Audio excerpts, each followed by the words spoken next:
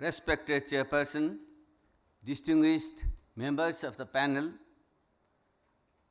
Excellencies, dear friends, good evening and namaste. Honor to be among such eminent personalities both in the panel as well as in the audience. I would like to thank the organizers for giving me this opportunity to share my thoughts on a theme titled Bullet to Ballot that seems equally relevant in the entire South Asian region. In this presentation, I would like to primarily focus on the transitional nature of Maoist politics in Nepal during the last 2 decades, as the theme itself suggests. Why did the Maoists, fighting a protracted people's war, came to a peaceful democratic process? How did it become possible? What have been the implications? And most importantly, what does the Nepalese experience offer to others involved in the similar democratization process? Firstly, I need to point out that the transitional nature of Nepalese politics is ongoing, where some of the long-standing problems continue to unsettle national politics. Today, these challenges have manifested themselves in new ways, thereby posing serious questions regarding the tenability of implementation of the new constitutions of 2015. I myself, after being at the forefront of the Maoist armed struggle and thereafter playing a leading role in the promulgation of the new constitution, I have chosen a new political course with the aim of establishing an alternative political force, the Naya Shakti Party, that could genuinely and rightfully address the new challenges of this new era. Therefore, since the task of democratizing our society and polity has not ended with the transition from bullet to ballot, I look very much forward hearing what the panelists from Sri Lanka and different parts of India have to share with us today. The expression bullet to ballot in the plain and literal sense suggests a shift in the use of political tools or the means of conducting politics. Bullet figuratively implies the violent method, and the ballot suggests the embracing of non-violent mode of politics. Theoretically and philosophically, it is a tremendously challenging task to arrive at a conclusive understanding regarding violence and non-violence. Once we enter into this debate, it does not end merely at the desirability or undesirability of using violent or non-violent methods, or whether in any given circumstances violence can be treated as a legitimate act or an act of last resort. Most debates on this issue very often assume a moralistic or ethical overtone, leading many theorists to argue over calculations of human cost or the economic and ecological cost of wars. But let me not enter into such a debate regarding the calculability of consequences of violent acts. These are extremely contested concepts, and any attempt to make an absolute moral judgment can become a rather tricky task. So instead of treating these terms in their absolute sense, I think it would be more worthwhile to talk about the gray areas or the avenues where politics assumes a rather complex character. This is because everyday politics is very often about these shades of gray where not everything presents itself as black and white. And it is this obscure area that opens up a new possibilities for us to think and act differently about how we can restructure the democratic space to accommodate those that remain outside it. This leads me to discuss the specific context of Nepal and the Nepali Maoists.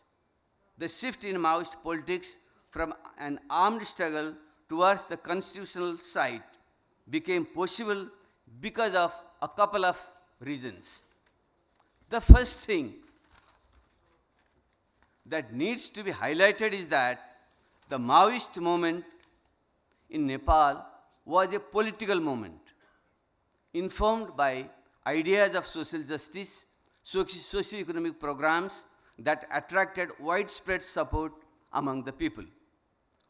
What also needs to be recognized is that this movement in many ways resonated the aspirations of past struggles and revolts in Nepalese history against autocratic rulers, making a call for democracy.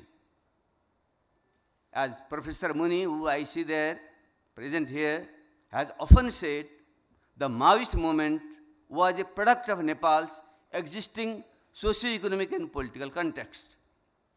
Politically, the struggle between monarchy and democracy has been the main contradiction in Nepal's modern history. All the major political parties in Nepal, since their formative days, have led popular struggles against autocratic regimes in one form or the other. With the end of Rana oligarchy in 1950, a space for parliamentary democracy was opened up for the first time in Nepal's history. Let me point out here one major difference between the Nepalese case and the Indian case. While democratic institution making and functioning in India remained uninterrupted post-independence, in Nepal, a major breach took place within a decade of introduction of parliamentary democracy. And this happened precisely because of the existence of the institution of monarchy. More specifically, when King Mahendra assumed an autocratic role under the disguise of a partyless panchayat system in 1960.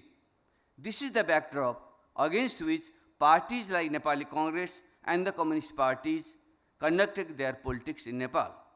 During the mass uprising of 1990, it was primarily this struggle between monarchy and democracy that shaped the demands of the people and the political parties. However, this too ended in a constitutional compromise between the parliamentary parties and the Shaha monarchy. The fallacy of this institutional compromise with the king was exposed when it became possible for an autocratic monarchy to emerge from within the parliamentary system, that is, when Gyanendra Shaha took over complete executive powers in 2005. The Maoists, which initiated their armed struggle in 1996, identified this union between the monarchy and the traditional parliamentary parties as a major fault line in Nepalese politics, which had ramifications in Nepal's poor socio-economic conditions as well.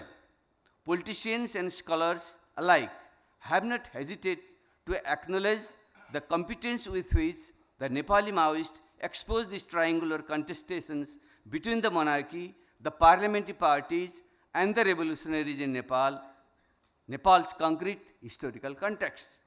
After the royal coup of 2005, the Maoists were the first to call for an effective and coordinated program among the democratic forces for resistance against the autocratic monarchy.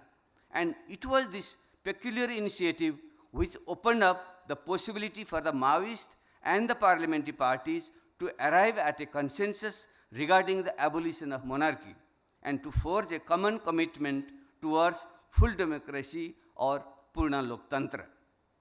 In continuation with what Clausewitz famously said, both the bullet and the ballot are continuation of politics by other means.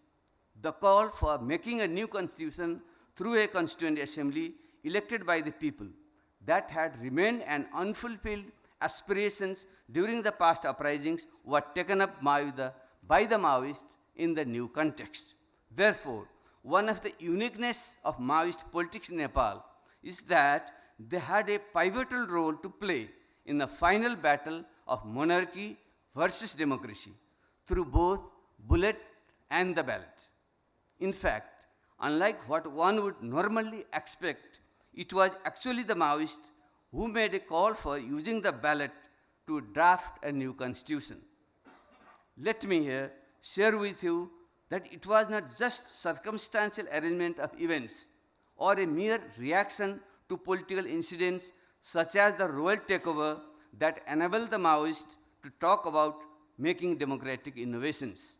Theoretically too, there have been rich debates within the Maoist party about the needs for communists to take democracy seriously, not only tactically but also substantively. Therefore, apart from exposing the problems intrinsic to the system of constitutional monarchy and parliamentary democracy, the Maoists were engaged in a project of democratizing themselves as well. This is a crucial point. Of course, not all Maoist leaders agreed on this point. There was serious differences among the top leaders regarding democratization of the party as well as making a democratic alliance with the parliamentary parties. In fact, I was the first and the few to push for democratic innovations within the party as well as relation to other parties. Nevertheless, these views were subsequently adopted by the party itself, leading to a seminal document entitled Development of Democracy in the 21st Century. Here the Maoists indulged in self-introspection and asked themselves how they could avoid the mistakes of previous socialist communist regimes. Towards this end, significant resolutions were made to redefine and democratize the relationship between the leaders and the led, between various organs of the party and also amongst the leaders themselves. But the most noteworthy statements were about the party's views regarding state power and political freedom. The Nepali Maoists decided that when in power, they would allow rival political parties to mobilize and compete with the revolutionary party. Therefore, the Maoist party would also have to acquire mandate from the people through elections. Otherwise, they themselves would degenerate into an authoritarian, bureaucratic organization. I have considered it important to share with you these specificities because without an insight into these theoretical and political innovations within the Maoist party, our understanding of the transition in Maoist politics from the bullet to the ballot would be lopsided and misunderstood. Another important factor for the timely transition from bullet to ballot in Nepal was the highly sensitive geopolitical positioning of the country sandwiched between two huge states of India and China. A prolonged armed conflict could have a spillover effect in the neighborhood, leading to a serious conflagration in the region. In case of complete win-lose or zero-sum conflicts, a new constitution can become the symbol of a new political beginning after the past regime has been brought to an end. Political theorists call this the replacement model. However, political conflicts may often end up in a stalemate without any side emerging as a clear winner or loser. In such cases, constitution making can become a part of peace, pact, or ceasefire agreement. The constitution could then be an outcome of a negotiated pact or a compromise between the past rulers and the new political force. Nepal's peace process and constitution making stands somewhere in between these two approaches. By ousting monarchy and establishing a republic, Nepal's new constitution marked a rupture from the past political regime in one way. But on the other hand, there was also an institutional compromise regarding parliamentary democracy between the Maoist and the non-Maoist parties. In the process, the parliamentary parties had to discard some of their old political beliefs and embrace more radical notions of socio-economic transformations than traditionally adjustable in liberal democracy. For instance, commitment towards federalism, proportional representation, inclusive and participatory democracy, land reform, etc. were made. On the other hand, the Maoists also had to suspend some of their ideological positions and accept certain ideas conventionally associated with liberal democracy, such as protection of private property, rule of law, separation of power, etc. These commitments, understandings, or agreements between the Maoist and non-Maoist were instrumental in laying the foundation for the prolonged peace process and constitution making in Nepal. In other words, these were the basic guidelines for the transition from bullet to ballot in Nepal. If we remind ourselves of these specific original objectives, then it is not very difficult to understand the complications in Nepal constitution making process or its democratic transition. This will enable us to understand the reasons behind the uprising in Tarai Madhesh regions and dissatisfaction among the indigenous population even after the promulgation of the new constitution. If structural origins of conflict remain unaddressed and democratic space of articulation of genuine socioeconomic and political demands are not made available to people, then the sustainability of any society transition towards a stable, peaceful, and functional democracy can remain vulnerable.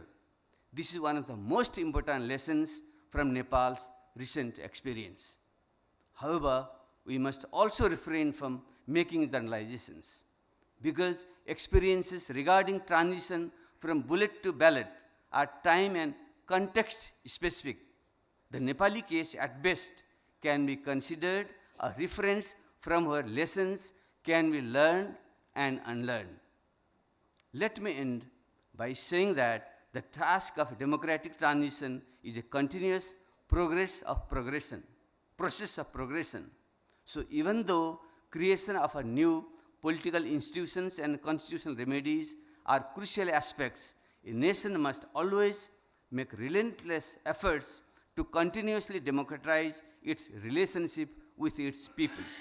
The new mission that I have recently embarked upon is guided by this very understanding.